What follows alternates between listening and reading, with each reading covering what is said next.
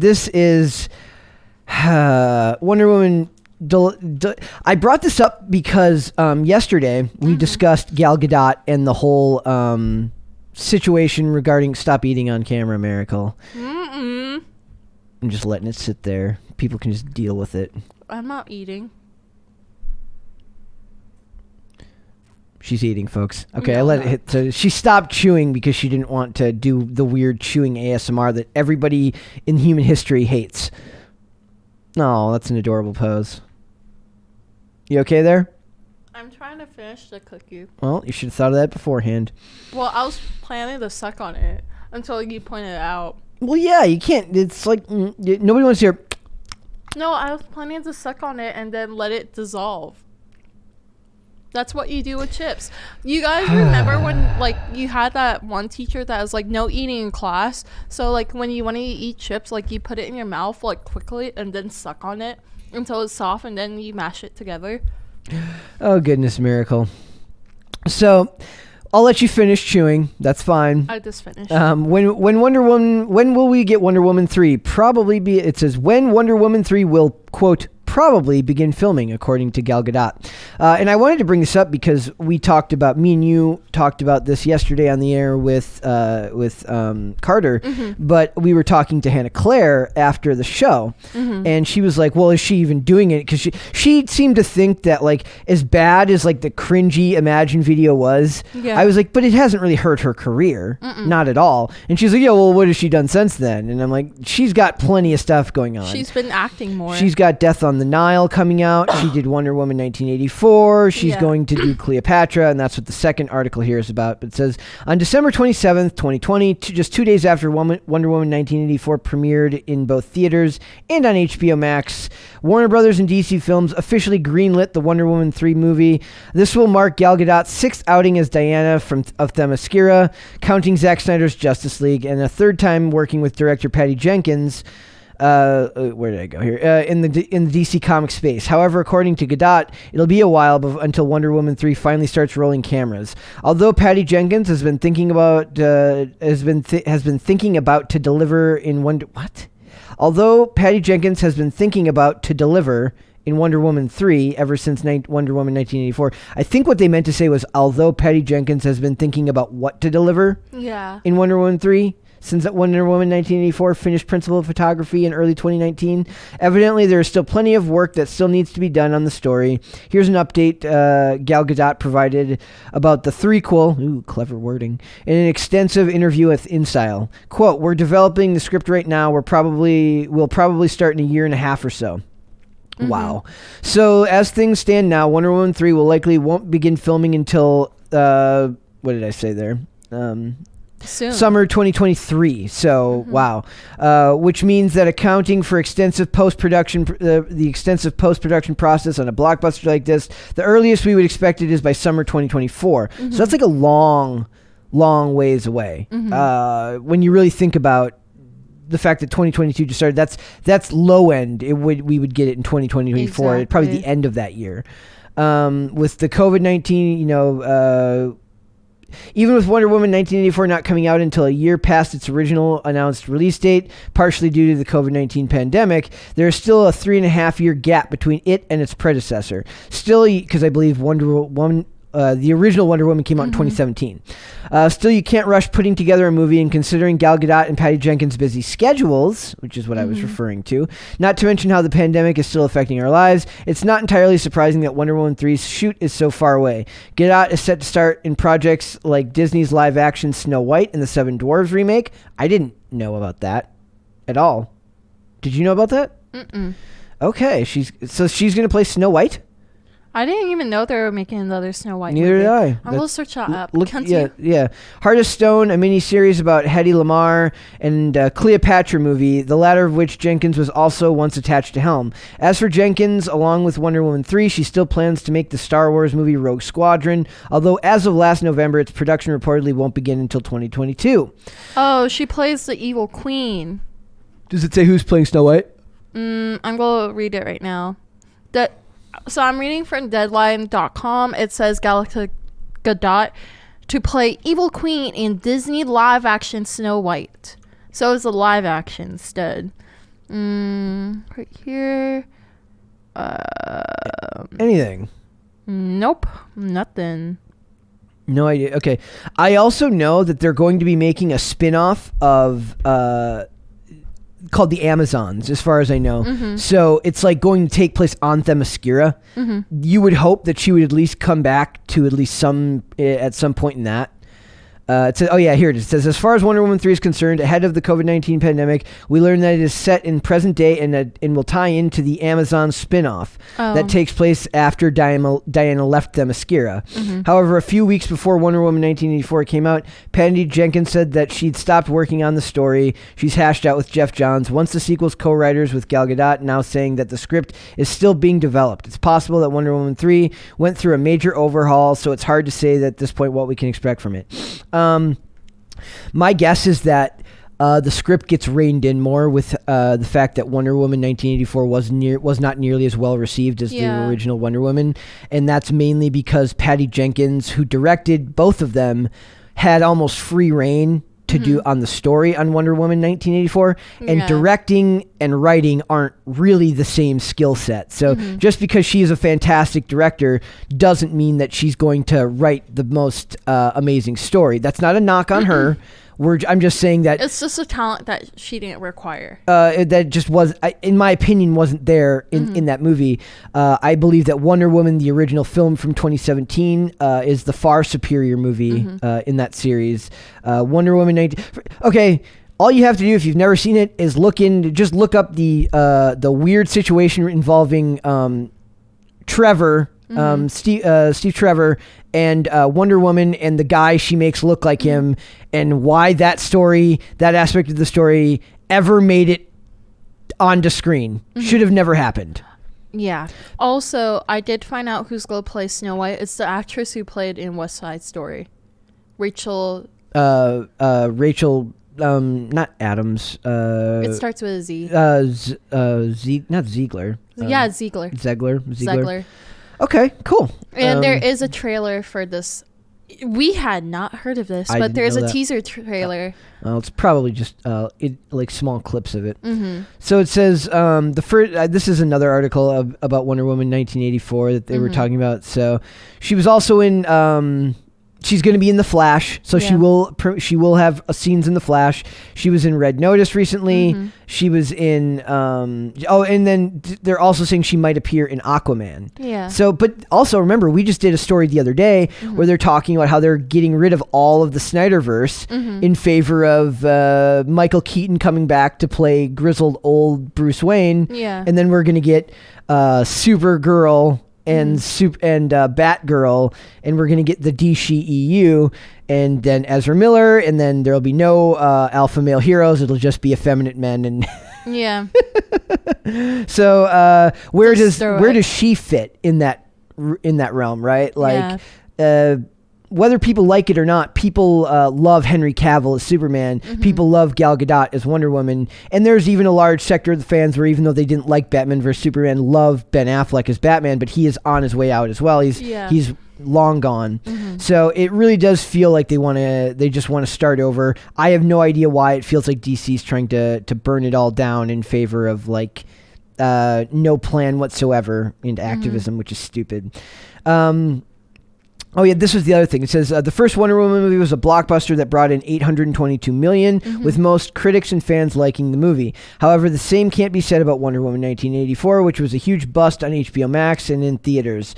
And remember, that is a day-and-date release, meaning that the fact that you could see it on HBO Max affects the box office for that movie. Yeah. If you can choose to stay home and watch it, especially since it came out in a time where more people were still more afraid of the pandemic than they are now. It was a huge bust. And it says fans gave it a 58 and critics a 73. So even that's not that great of a score. 73 is still pretty low for a female-led superhero, which, as we know, critics love to stand for no reason other than it's female-led, and they tend to ignore the shortcomings in favor of the activist angle to that. Rumors of Patty Jenkins butted heads with Zack Snyder and his team on the first movie, which was a big success. So ironically, ironically, Jenkins got her wish to develop Wonder Woman 1984 on her own, which turned out to be a complete disaster, as it was really meant to do was mock the politics of the time. So there's some editorializing there. That's fine. Yeah. But I before we finish, I wanted to go on to this thing about Cleopatra and Gal Gadot, because I just wanted to continue on this thing continue. about Gal Gadot and just the amount of work she's getting right now. This is from the Mary Sue. So this article, beware of all the snark. Beware, people. All the snark that you're going to hear. It says, when Gal Gadot was cast as the Egyptian Queen Cleopatra VII, it created a lot of controversy. But in the latest issue of InStyle's February Badass Women issue, Gadot spoke about what this new film will highlight about the ancient ruler. I can't reveal a lot. It says, quote, I can't reveal a lot, but I can tell you that we're going to celebrate the Cleopatra story, Gadot told InStyle. We're going to show not just how sexy and appealing she was, but how strategic and smart and how much impact she had and still has on the world we're living in today.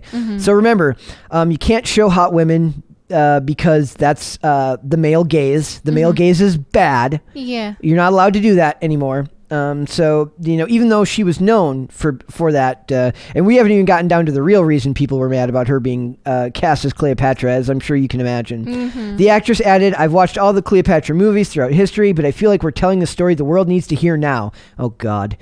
So that means it's going to take a historical event and somehow try to fit it into the context of like modern issues, which is going to be stupid. It's done because Cleopatra, if you don't know the story behind her, she's like an all-knowing ruler. So they're going to try to find some way to fit it into the politics and social issues of today, which will be stupid. That is my opinion. It's not me saying the whole movie's stupid. It's me saying it's going to be dumb, in my opinion. It's okay. Just remember, there's an anime that they're going to produce that has badminton. It's all about badminton. The sport badminton? That's awesome. Yep.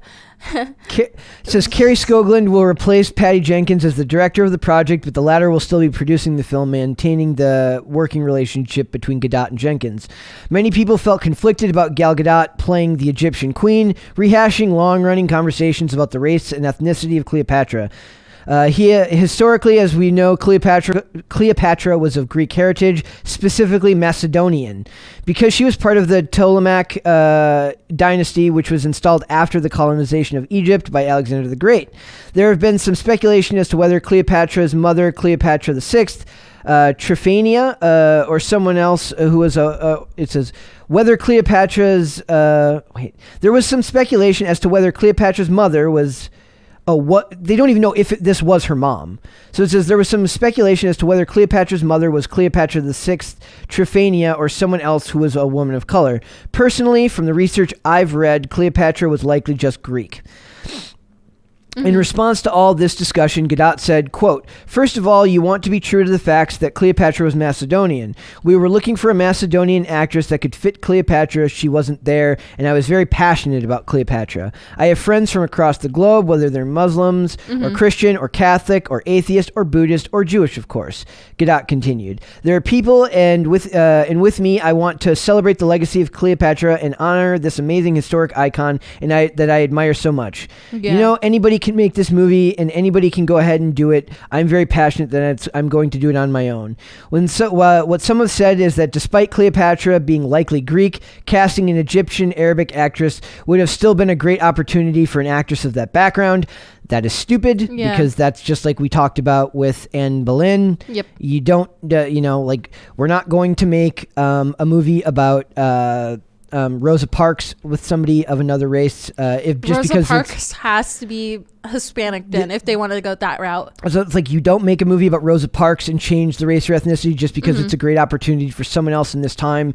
If you're going to change the race and ethnicity of fictional characters, I still even have a problem with that, but I give it a little bit more leeway than I would doing it to historical figures, which is a level of revisionism that only could happen in 2021. Let me rephrase that. That's happened all throughout history. There's been whitewashing all throughout history. I shouldn't say that. But I'm just saying that now we should be shooting for accuracy on these characters, especially with famous characters, right? Yeah, if they want to do like stuff like having the first black whatever, why don't they do a story about the first black samurai? He did exist. There you go. This happened in history. Like, he came from Africa and he lived in Japan. He was like the first black samurai. Yep. He exists. So they could do that instead of like changing like historical characters that are actually a white ethnicity. Greek or, you know, whatever. Like, this stuff to me is like Hollywood is obsessed with race, gender, sexuality, obsessed with it to the level that it's insane.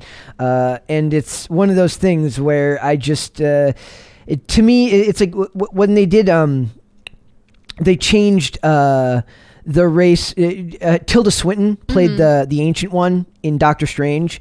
And they did that because they didn't want them to cast a Tibetan actress. Yeah. They didn't want to make the character Tibetan because the Chinese box, China would would have a problem with that. So they made the ancient one, Tilda Swinton's a white woman. So Hollywood believes in this stuff up until the point where it affects their bottom line. Exactly. Then they don't care anymore, which just proves to you just how empty all of this is to them. So I think that's where the root of my issues with a lot of their stuff when they're talking about like how much they're changing the world with their movies. I'm like, bullshit. You're not changing anything. You're out to make your money. You make your money just like everything else.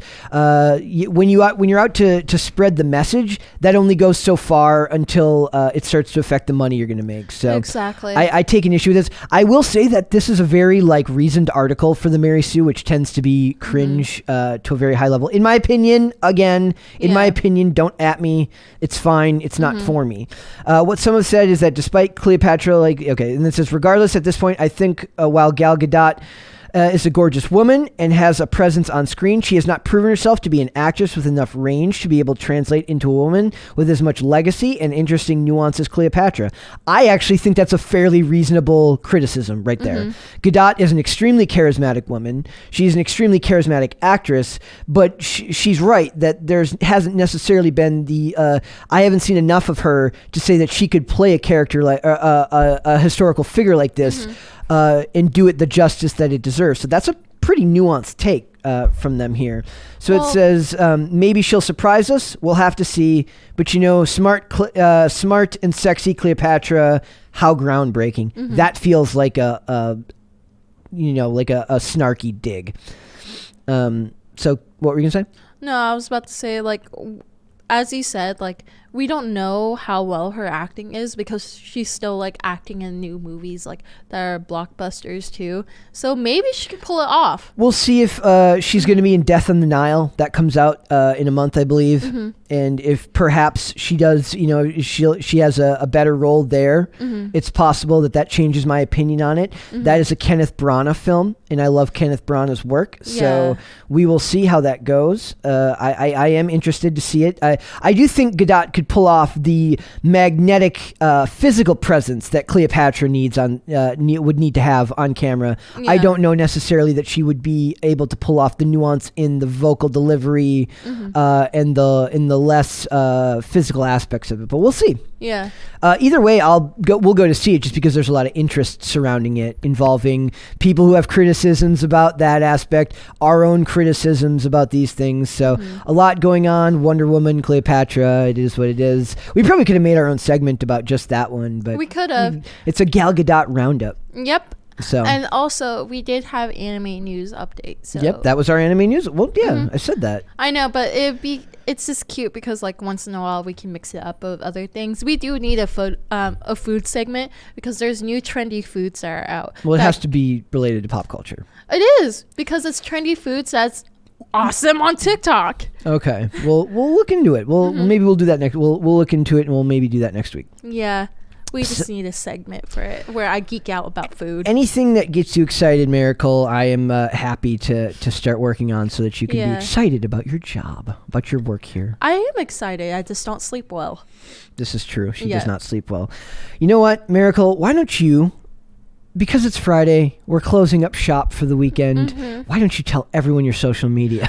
I don't have social media because it's poison to your brain.